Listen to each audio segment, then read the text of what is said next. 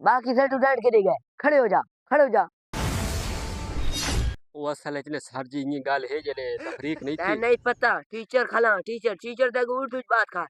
ٹھیک ہے جی سر جی سر جی وہ جب تفریح ہو رہی تھی تو سارے اسٹوڈنٹ آئے انہوں نے مجھے پتھر کا وٹا مارا جو میرے کان کے اوپر لگ گیا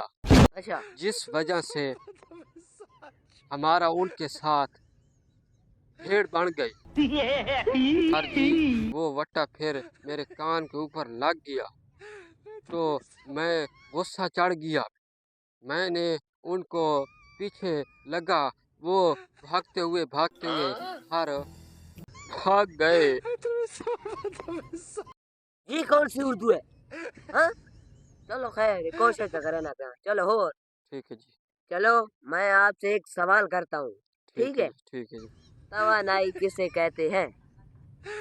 توانائی سر جی جیڑے توے دوتے نائی بیٹھا اس میں توانائی آ سر جی ٹھیک تو دسے آمو ٹھیک نہیں رکھی گچی بنے نا ٹھیک ہے